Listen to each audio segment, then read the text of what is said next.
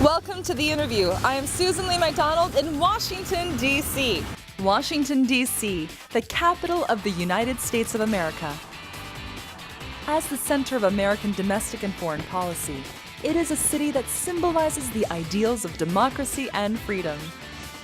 Today, I'm standing in front of the historic Georgetown University front gates.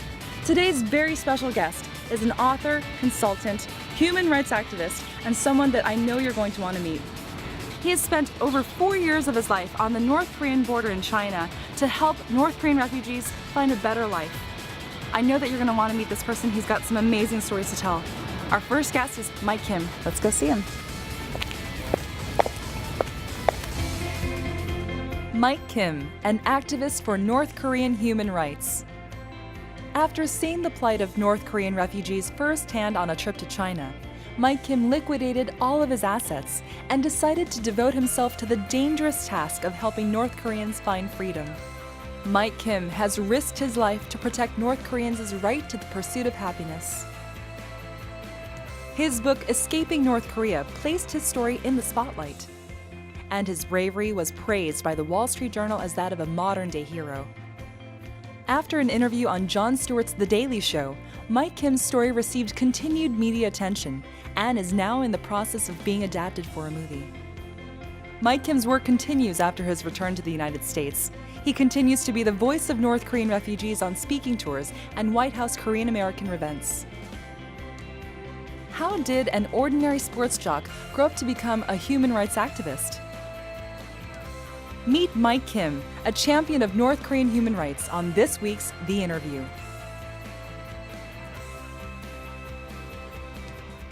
Hi, Mike.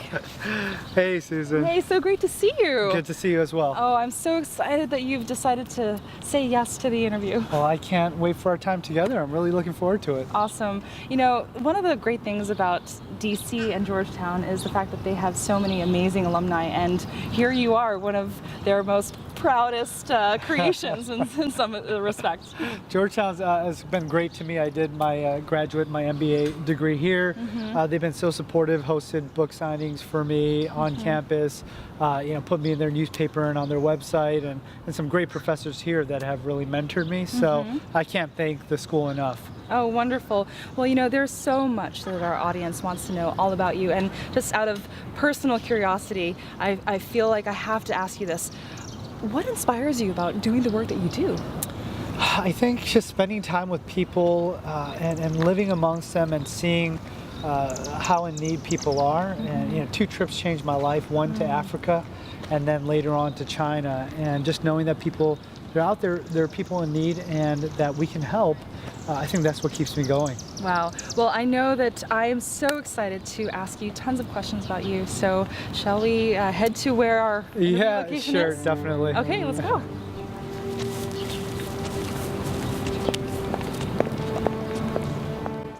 The opening paragraph to my book is,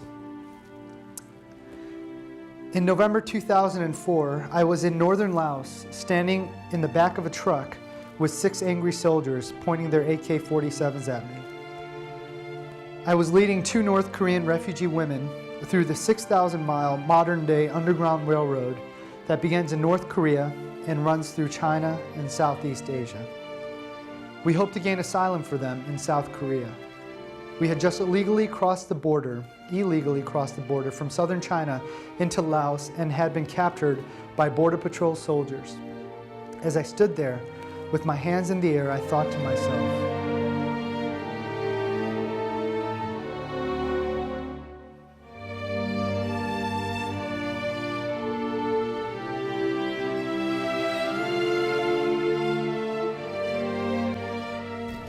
Mike, thank you so much for coming on to our show, The Interview. Hi, Susan. Thanks for having me. I'm so excited, and I know that so many of our viewers are just hungering for some information from you because of your incredible life story. You're having gone to the border of North Korea and living there for several years, and my goodness, with the book that you've written, it's just really just tugged at the hearts of so many people out there. Yeah, that's right. A lot of people scratch their heads and try to figure out. I mean, they ask me, how did you sell everything that you had, and what made you do that? And just following my progression of different decisions throughout my life. But I think there is a thread there, so I'm happy to explore that with you. Wonderful. I'm curious, with your family, being kind of pioneers and coming to the States before the rest of your family, that must have been a really hard decision for them to think about leaving their family in Korea. Yeah, I think so. I should ask my parents a lot more questions as far as going into the psyche of how they made that decision. I guess, in a way, it's what I did with selling or giving up everything I had in Chicago and wanting to go after a dream at the China-North Korea border. And they really did that. They gave up the comfort of their life in Seoul, Korea, and it's amazing to me that they did that with just a few $100s. Wow. Going to a country where you don't speak the language, you don't really know anybody, and sometimes I joke around about that they came over with a few $100s and $400 to their name, and I sold everything and reverse immigrated back to Asia with really just a few $100s as well. That's amazing. Before going into your story of being on the North Korean border, tell me a little bit about your childhood. I understand that you spoke English in the house and that you went to a very prestigious school from K through 4, right? The University of Chicago Lab School, is that right? That's right. The University of Chicago Lab School, I started kindergarten there, went through the 4th grade, and when I think back on those memories, you had to qualify to get in, and I was just blown away with my parents' commitment to our education. We were just how many years would they have been? Maybe 6, 7, 8 years in the U.S. at that point. And after just having arrived to spend that much, tuition was really expensive. Wasn't it like 10 grand per person? Yeah, I don't want to misquote, but something like that, Wow. 5 to 10 grand per child. They, and just a commitment to pay for 3 children, that I couldn't imagine that expense. Wow. And then the commitment to drive us there, which was through brutal Chicago traffic from the suburbs. It was an hour and a half commute to 2 hours each way. So we're talking 3 to 4 hours commute a lot of daily traffic time. before and after work. And eventually when my aunts and uncles came over, it was split duty. I mean, everyone shared the duty of getting us there and back. So it's a big commitment, and I'm really impressed that my parents did that. So it's the village of your family that raised your children, Yeah, right. all 3 of you, yes? Yeah, what do they say? It takes a village to raise a child. Yes. And definitely for us, my parents could not have done it on their own, and my aunts and uncles all helped out. And recently they told me stories of bringing us as kids as college students to their classrooms. Oh my goodness. To their lecture halls. Wow. And I just tried to imagine myself doing that in college. And I can't imagine taking a baby or a young child with me to the lecture hall. And I remember being stuck in traffic, and my aunt was driving me, and it was one time, I think, a 3-hour commute, and I was just throwing a tantrum. I was being a kid and saying, I want to be home right now. And she was turning around saying, what do you want me to do? We're stuck in traffic. And they went through a lot, definitely, to get us that education. Well, it sounds like there's so much love in your family to sacrifice so much for you guys. It is. It's a very generous and very loving family, and I'm sure shaped who I am and all of us, the young cousins, as well, who we are today. Are you, would you say that you are probably very resourceful? I would say so. I think that's pretty accurate. I don't like to take no for an answer. I don't like to give up. And if there's a way, I'd like to think that I can find the way to accomplish something. In high school, could you give us an example of a time where you just did not give up with something that you believed in? Sure. In high school, I would say it would probably be, sports related. I mean, our high school was not known for sports, and we didn't have great teams. We were about a 2,000 student population in the school, so it was a decent-sized public school in the Chicago suburbs area, Skokie, Illinois, where I grew up. And I went in there, and the teams had never done phenomenally well, but the volleyball team, I started just giving my time and effort to volleyball. I found the coach told me that freshman year I made the varsity team, and she told me that that's really impressive. Freshman year varsity team? It was quite an honor. There was a bit of buzz around that, but yeah, as a freshman, I made it on the varsity team, and the coach told me, "Hey, Mike, if you stick with this, you've got a future in this sport." So by my senior year, we placed third in state. Impressive.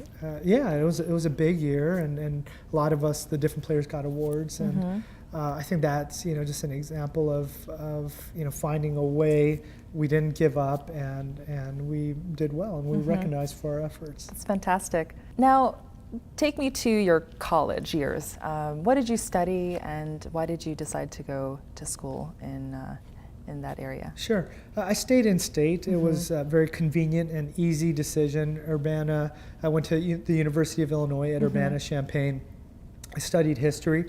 I wanted to double major in business and history, but the business school would not let you double major, so I chose history, and that's in line with how I've made decisions throughout my life, and thankfully my parents have encouraged me as well, is to really follow your passion. I think a lot of parents would have given a hard time about choosing history. It's not practical. What are you going to do for work? Where are you going to make money? But my parents always encouraged me to follow my passion, and I think that's played out. My strengths, I would think one I might say is vision. It's just the ability to see a picture of the future and to work towards that, and to try and inspire people to want to work with me towards that. So I'd like to think I'm a visionary, and love articulating the future, painting a picture of the future to people, and recruiting people to work with me to achieve that goal. I'm curious, did you set a goal in mind when you first decided to go to China on a trip there? Yeah, when I first went there, no, because it was such a radical decision. It was so beyond anything I'd ever done. After I sold and liquidated everything I had and paid off any remaining debt, I had $1,000 left, and it wasn't, my thinking wasn't necessarily, I'm going to start this organization, write a book, work on a movie. It was so baby steps. It was just, let's meet some people, let's survive, let's survive for a year, have enough finances to do that. Let's learn the language, learn Korean. And so I guess those were some small goals. Learn the culture. Let's meet people in China that eventually I could recruit to be my staff. Let's meet North Koreans that I could potentially help. And I guess those were the goals, but they were such baby steps. But no larger goals beyond that. So before you actually liquidated everything and you went to live in China, you had taken a short, 2-week vacation there? Right. And is that the genesis for you deciding to go back to China and live there? Sure. It was, I had traveled, I had a Peace Corps application in my hand out of college. Oh, yeah. So it's something I always wanted to act upon. I never had the chance to. So I was 24 at the time. I had a financial planning business, and it was growing well. Growing clientele was increasing. All of it was going well. And then I had just been awarded for the most revenue generation in the office that month. It was July 2001. I hired my own personal assistant and asked her to clear my calendar for 2 weeks so I could travel to the China-North Korea border, or to travel in China. And it was in that North Korea border that I met a North Korean refugee for the first time. Would you mind telling me the story of the person that you first met? I met 2 girls I'll mention. One is a young North Korean refugee girl, and somebody asked me, they said, guess how old she is? And I said, I would guess she's 7 years old. And I had been playing with her, we had been playing hide and seek in different games, and they said she's 13 years old. And I was blown away. Wow. And they said she had been so malnourished, her growth so stunted from the famine, that she was 6 years behind. She looked about 6 years younger than she actually was. Oh my goodness. And it was then I learned about the famine. I also learned about another issue, which was this selling of North Korean women in China to fill this void of a shortage of women. It's becoming a real serious problem in the country. So I met a 16-year-old girl. It was one of the next people I met was a 16-year-old girl who was a victim of sex trafficking. She was abducted in China as she was searching for food and raped by the traffickers and then sold to the highest paying man for $1,000 US. And the man was 57 years old, couldn't find a wife, and decided to pay for a bride. And she was, of course, raped and kept in bondage, living as a sex slave. And I met more teenage girls like her, and I had never... How did you meet these people? Yeah, they were, these girls I met in shelters, different shelters, as well as in China they have these, they call them house churches. So they were churches throughout the country that met in people's homes. They're like underground, though. Right, they are underground because of some the religious persecution in China. There isn't the freedom for them to gather and worship, so they meet underground, which is a good place for North Koreans to hide. Yes. And so these were the areas that I met a lot of them. And as I met these teenagers, their stories just blew me away, and I said, I can't believe this is going on. And I returned to the U.S. really rocked by that whole experience. You must have been incredibly shaken by that. I was, and I distinctly remember sitting across from clients, and this was a job that I loved. I was good at it. I absolutely loved it. And in this job that I had absolutely loved, as I was talking to them about investments and retirement planning, the North Koreans were on my mind, and I was thinking, I've got to do something to help them. It must have been a huge risk to just leave everything, sell everything, and go there. Not only for the actual danger of being caught doing something illegal. North Koreans are known for their horrible torture tactics, and we are now learning a lot more about those political prisoner camps that are just horrible. But the fact that you could have been kidnapped yourself, the fact that your family would, and being so close to your family, you would never have a chance to see your family again had that happened. What was like to make that decision to go? Yeah, the biggest risk was the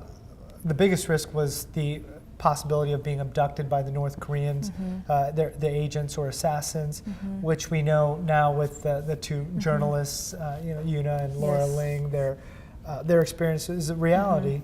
And the second big threat was being imprisoned by the Chinese because they consider it illegal to assist North Koreans, and they've imprisoned foreigners, U.S. citizens for years. So that was the other big risk. So it was definitely a front of mind, and I realized. And then there was a risk of failure. A lot of people told me that. Before I went over, there were a lot of people. A majority of the people told me I would fail, and they said, asked me, "What am I doing?" They said, "You don't speak the language. You don't know the North Korean situation. You're young in a culture where being old is important."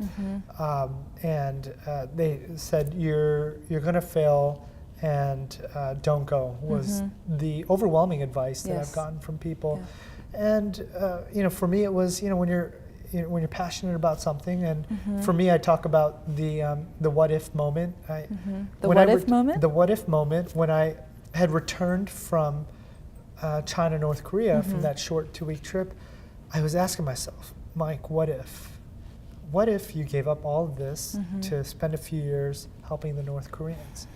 What would happen? And that, and I often say when that what if reaches a certain threshold, or when that voice becomes too loud, I have to do something to act. And I kept on thinking, what if? What would happen? What would come out of it? And it wasn't because I thought I was so great, but it's because the passion was so great that I decided, this is something I've got to do, because I don't want to live 20, 30 years from now thinking, I wonder what would have happened. You didn't want any regrets. Yeah, exactly. When I look at different people, I look at the people I admire among my peers. Sometimes I wish I was a little bit more bold and social. For example, I think of some of my friends that are really good at generating interest through Facebook and Twitter. And for myself, I'm not doing that as much. And I just wish I was a little bit more like that, a little bit more bold and aggressive when I see my friends doing some of those things.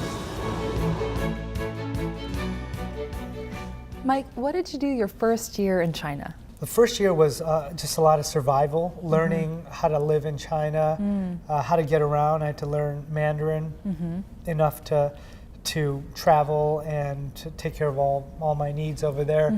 I spent a lot of time backpacking, just learning the country. So I went all over from the northwest corner to the southern tip, backpacking through the mountains. And must have been amazing to backpack all over the place. It was an amazing experience, spending time with the minority groups, in rural areas and villages, and remember even experiences of just sharing room with livestock. Wow! And remember livestock. Sleeping. That's amazing. Yeah, I remember sleeping with chickens and goats in the room, and you could actually sleep through all that noise. Yeah, I think I was so exhausted. I managed to.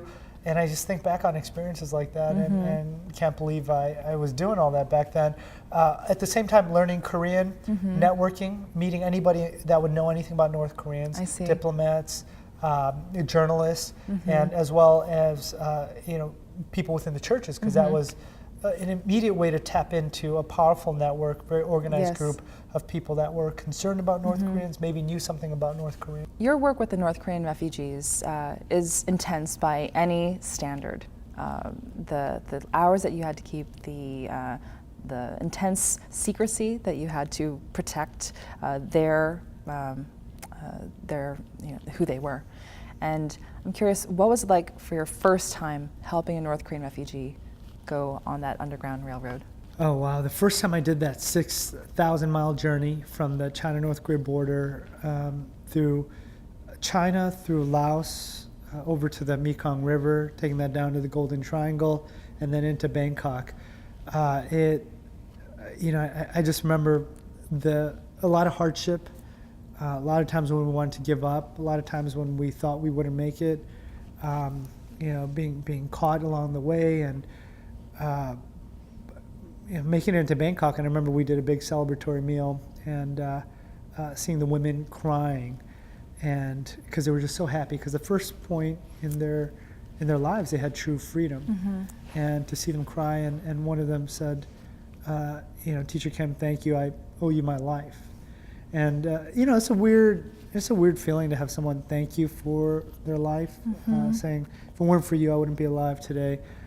Maybe some people would like that kind of gratitude. It's very awkward, makes you very uncomfortable, but at the same time rewarding to know that you literally are saving lives. You're helping people to, to be transformed and to have a new dream. Give me an example of one of the hardships that you suffered on that journey.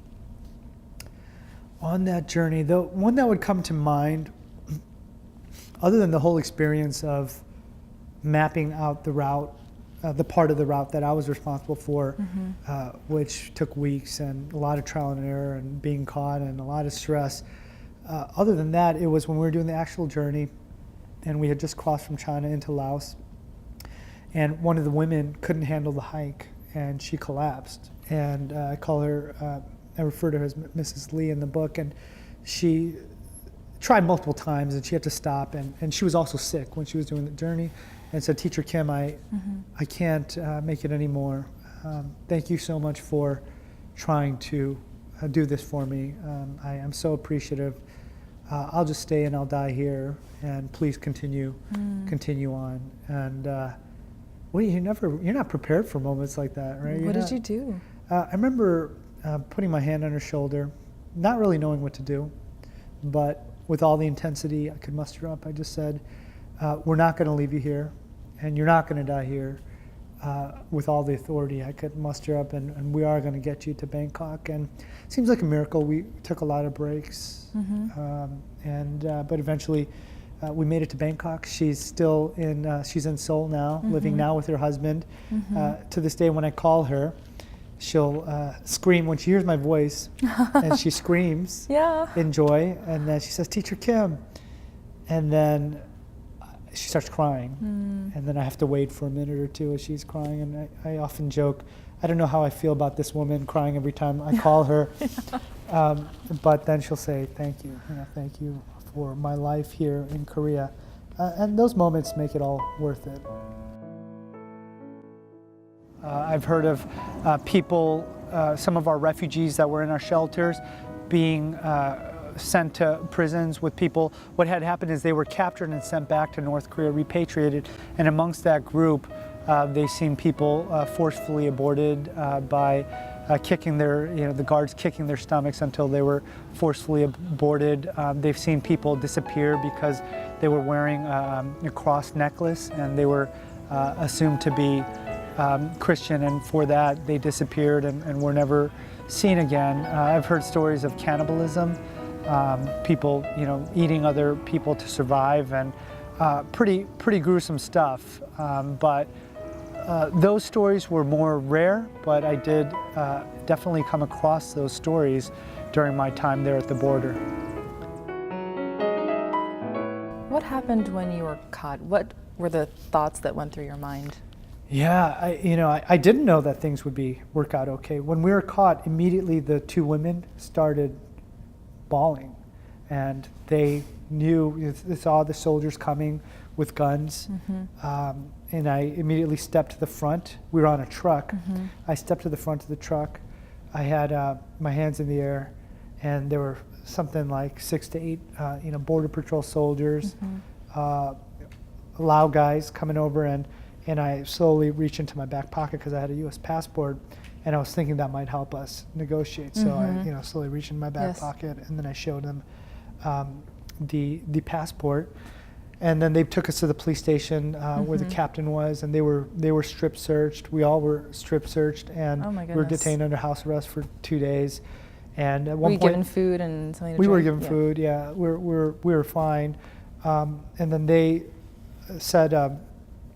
They said at one point, the captain said on day 2, "I'm sorry, we're going to have to return them to North Korea." And then they just started bawling, and I pleaded with them for their lives, and eventually he let us go. He said if we paid a fine, that he would let us go. Was that fine a bribe? Exactly, yeah. That it was, and that's one of the tough things about this work. You talk about black and white. That was one of the things really difficult for me, because we could not have done the work without paying people. And it's just one of the realities of this type of work. You have some really black and white people that say, especially since I was in Christian church circles, that say, don't ever tell a lie. You couldn't do that work without, because you have to state what you're doing when you're going to China, on the forms, and people ask you, what are you doing? Right. Oh, Hi, I'm here to take out North Korean refugees. Right, exactly. So I'll often joke that I never became a liar until I moved to China to help North Koreans, because I was regularly lying to people. Sometimes people would ask me, say, "Are you helping North Koreans?" And I just look them dead in the eyes and say, "No." And you can't, because you're endangering people. Absolutely. So for me, it was always the greater good of saving lives is more important than that principle of not trying to lie or not paying a bribe. When you decided to leave the border of North Korea and China, what was the main reason for that? Yeah, I stayed for 4 years. There were 2. Peace Corps workers do it for 2 years, and they're exhausted at the end. I had done it for 4. And I was exhausted. I mean, it was very tiring work. Emotionally emotionally draining. Difficult. We're not designed to deal with life and death situations every day. Yeah. And you get desensitized. We're just not meant to handle that. When I left my apartment, I would leave sometimes looking for somebody to be on the other side, a North Korean agent. I mean, when I walked down the streets at night, I would check behind me regularly. So it's we're not meant to live like that. So it was exhausting. The other is that I pioneered the work for Crossing Borders in the field. So I was taking the risks of being caught multiple times and all of that. So we really felt that China and North Korea might have known quite a bit about me by then. So we thought it'd be safer for the whole work as well if I went and then a couple came in and replaced me. Each year, North Koreans choose to risk their lives and attempt escape to find a way out of the famine and poverty that surrounds them. They hope for a better, freer life. Even when served with the most humblest of meals, the children are filled up with hope and happiness.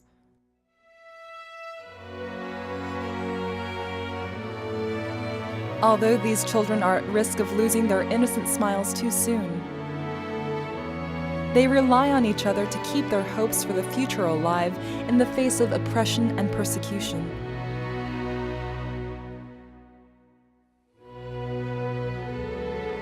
Mike Kim has been a rock for these children, caring for them like a parent.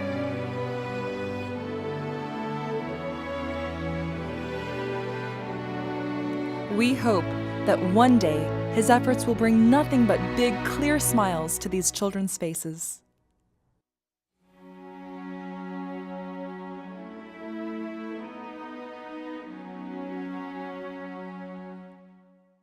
When did Crossing Borders begin?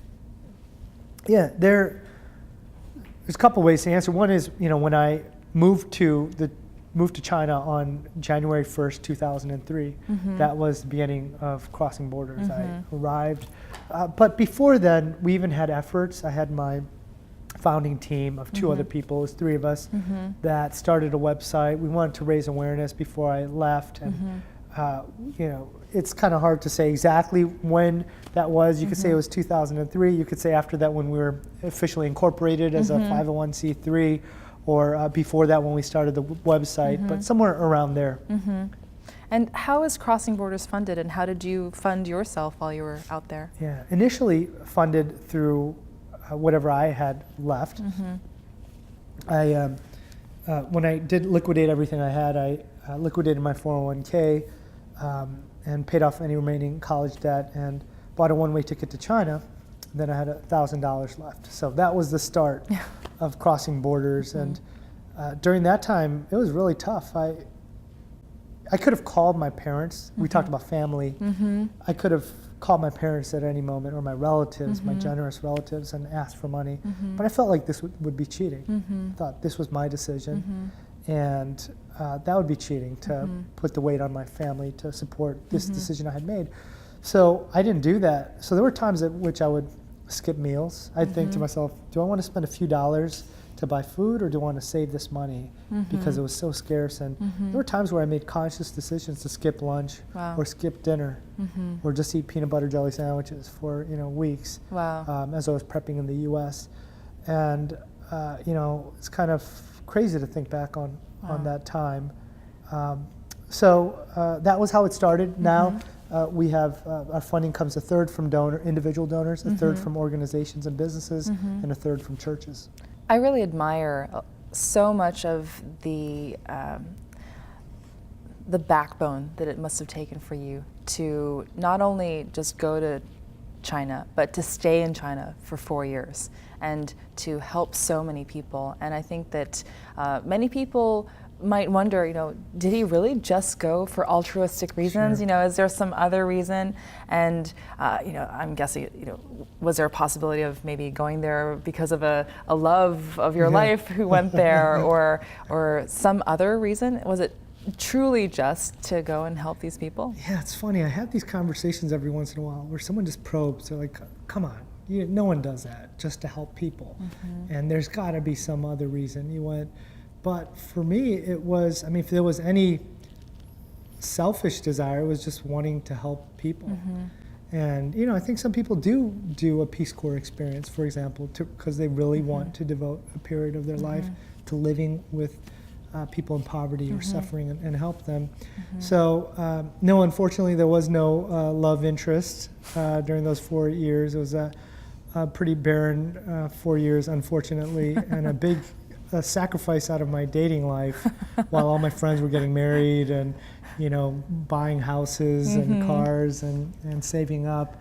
Did you make up for lost time when you came back stateside? I'm getting there, yeah. I'm slowly getting there, thankfully. But it was a big gap, right? I mean, all my friends, when I came back, they had multiple homes or, you know, had saved up and were married or had kids. And so it was a big sacrifice in that sense as well. But really, yeah, no other motive other than just a real burning desire to help people that I had seen and met and couldn't shut the door on after that. And I think that makes a big difference. When you meet people and see them, and you've traveled abroad, and I'm sure you've seen certain situations, you know, of poverty or suffering, and when you meet a person, it's different. Absolutely. Hi, I'm Yul Kwan. I'm the winner of Survivor Cook Islands and the host of PBS's America Revealed. I think even from the first time I met Mike, I was just really struck by how passionate he was about the work that he did and about his commitment to helping other people. I mean, I think Mike's a really interesting guy and a very capable person because on one hand, he's both an idealist. Like, he really tries to make the world a better place and to help people, but he's also very pragmatic. Like, he knows how to get things done. And so in terms of him, Mike as a human rights activist, I really think he kind of embodies the best of both worlds. Someone who really aspires for something better than what we have today, but someone who's also capable of achieving that goal. Getting back to you coming back stateside, why did you choose to go to Georgetown McDonough School of Business? Georgetown has been phenomenal to me. It was just really the right home. I wanted to do business school because I thought it'd be a good time to transition and really think through what I wanted to do with my life. Georgetown because it was in DC. I was going to DC regularly during my work on the field to meet with you know, people in Congress here, NGO activists, some of my mentors at the State Department. Ambassador Mark Palmer, who wrote the foreword to my book, is one of the most key people that has changed my life. Yes. He's one of the guys that has changed my life and set the example for me the most. So, you know, and he's here, he lives right here in Georgetown, and he's on the board for Georgetown University. But the McDonough School of Business made sense because if you look at the website, it's about the intersection of business and politics. And that was it for me. I wanted to see how business intersects with my passion, as well as with policy, specifically North Korea, East Asia. So it turned out to be a really amazing time. I know you interviewed Mike Green. Mike Green was one of my professors here. I went to the MBA program. I said, can I, as two of my classes, instead, can I do a study with Professor Mike Green on North Korea? And they said, okay. So they've been phenomenally supportive. So Mike Kim introduced himself to me at Georgetown University, and he introduced himself because he had just written this book on his experiences in China helping refugees escape from North Korea. And I couldn't believe it. The student in the business school had such a fascinating background. And the people you usually meet in this NGO world, particularly on human rights, are driven by passion. And sometimes the passion gets the better of them. And they often don't have the discipline and the sort of pragmatic business approach of Mike Kim. And if they're on the right, sometimes they get quite involved attacking and criticizing the regime publicly. And if they're in the left, sometimes they get involved explaining or defending the regime and trying to find ways to engage the regime. Mike didn't care about any of that. He just wanted, in a very practical way, sort of like a businessman thinking of the bottom line, to help as many North Koreans as he could. And he figured out an ingenious way to do it. So he's really unique. Of all the NGO people I've met working on North Korea human rights or humanitarian issues, he's the most unique because he's the most normal guy. After going to the School of Business here at Georgetown, you decided to take some time off, right, to write a book about your experiences. I did. Actually, I wrote the book before. And the year before I started business school, I had known I'd gotten in, and so I took a year off to write. and then I lived actually. I said I could live anywhere I want to write this book, and I felt like I'd earned a good year off. So I spent half of the year writing in Florida. A friend of mine owns a golf course. Nice. There, so I spent time with him and his wife, and just Big played contrast free golf. from the borders of North Korea and on a golf course. I felt like I Wow. earned it, so we'd play a lot of golf, and lived with him and his wife. And then the second half, I lived in Sydney, Australia, which is one of my favorite cities in the world. Well, I'd like to read a couple of reviews of your book from some of the people that you really admire and have been kind of your mentors. Sure. So I'm going to go get a book Sure. to read. Thank you.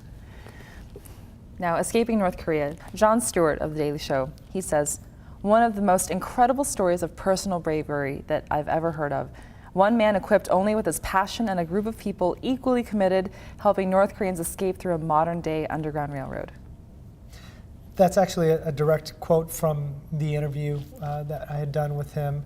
I think I was on the day after Cameron Diaz, which is really weird. I was in the green room the day after her, and very, very kind. I mean, he was just blown away by the story. And it was actually after that interview aired that Hollywood became interested. Yes. And we started getting contacted from people in Hollywood saying, hey, is anyone working on turning this into a movie? But what a great experience. He's phenomenal.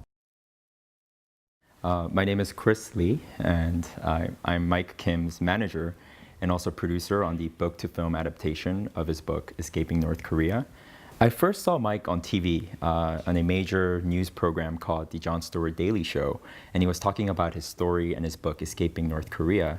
And Jon Stewart said it himself, that this is one of the most incredible stories of personal bravery that he's ever heard.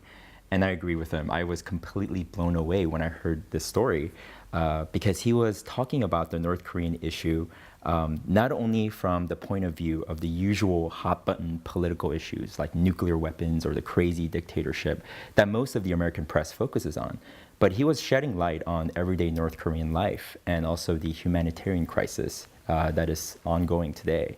So I literally prayed to God that night, let me meet somebody like him, because I was also very passionate about the issue. Mike, what are some of your future plans with Crossing Borders, as well as future work as a humanitarian? Yeah. Crossing Borders, I'm now a donor for the organization. All the people running it are my best of friends. So I talk to them weekly. We're, just yesterday I was on the phone with them, just talking through an event that's coming up. So, I'm working with them, but I'm not officially involved anymore. Those are the extent of my activities. My big work for North Korea is, as it relates to the book, doing public speaking tours, raising awareness that way, and working on this movie project. Separate from that, I'm doing consulting work, really applying my business background, where I am consulting for the U.S. government on analyzing human trafficking data and human trafficking networks, and working with a large consulting firm to do that. Do you miss being on the border of North Korea and having that intensity of lifestyle for so long? Yeah, I think so, definitely. I was reading about, I think his name is Bill Bryson, who wrote about his experiences hiking the Appalachian Trail, and in the end, in the epilogue, he said something that I quote in the book, in the epilogue of my book. He said something along the lines of, I loved it and hated it at the same time when I thought back on it. And I think that sums it up pretty well, because it wasn't all easy. It was extremely tough at times, and it was, there were some down times, there was some lonely times, but then there were the victories that we experienced. So, I loved and hated it at the same time. And so, yeah, definitely there's times now when I think back and said, I want nothing more than to be back on the China-North Korea border, living with the North Koreans, helping them. Life doesn't get much more real than that. Feeding somebody that's hungry, helping someone escape that is not free. And, I truly do miss those times. So Mike, congratulations on the focus that you're helping to bring to human rights in North Korea. The only advice I have for you is keep it up. I think it's important now that a new generation of Koreans and a new generation of Americans and Japanese and Chinese and people around the world pay attention to this issue, advocate for change, raise consciousness in a consistent way. Because so often attention to North Korean human rights issues has been episodic. And if you can play a role in keeping that consistent focus, that would be a great thing beyond what you've already contributed. So Mike, I'm always honored to be working with you on this project because it is so important and so much more important than even the both of us and just making a movie, because this movie has so much potential to impact change about this issue.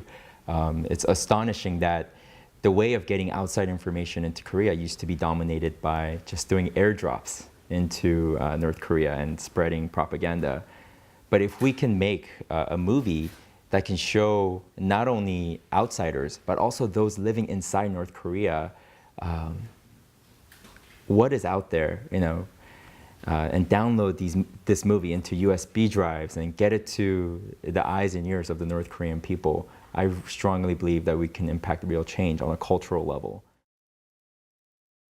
Mike, it's been such an amazing time today talking with you about your experiences, about your life. You're an incredible person with an amazing heart, and I know that not only have I been affected by just hearing your story, I know that so many people around the world are going to hear about your story from our show. And would you be able to give me and some of the audience members advice about what we can do individually to help? On this subject, right now it's such an unknown issue that awareness really is the first step. So any way to raise awareness, and it starts with one, being educated ourselves, and then telling somebody, telling a friend, a family member, 1, 2, 10, 20. And that's something we can very realistically do within our own communities. Blog about it, put up a post about it. And then from there, for people that want to take that extra step, is the bigger steps of a website or some kind of crazy idea, making a YouTube video, or from there actually connecting with an NGO, getting involved. And that's usually what I suggest, is for people that want to take that step, connect with an NGO, someone like a Link or Crossing Borders, and whether you want to financially give, volunteer your time, be part of an activity, or actually visit the China-North Korea border, or visit Seoul, Korea, and spend some time with the North Korean refugees, that would be my recommendation. Mike, thank you so much for your time today. You've been an amazing guest with incredible stories, and I really think that we will be raising more awareness just even as a result of you being on our show. So thank you so much for coming on. I've really enjoyed my time here. Thanks for having me. Thank you so much. Thank you. To any North Korean thinking of defecting, I couldn't encourage you or say that you should defect, simply because the risk is so great. You could be imprisoned, tortured, and possibly executed. But there are many refugees, North Koreans, tens of thousands, hundreds of thousands, that have decided to make that decision, and many that have made it safely to China, to other countries, to South Korea, to the United States, and they've decided to go after that dream. And with any dream, there's risk, and I feel like that's a very personal decision to chase after a dream. But if your dream is to be free, to live outside of North Korea safely, freely, to speak your voice and express yourself, then there are many that have made that journey, that have made it safely, and are living out their dream as we speak.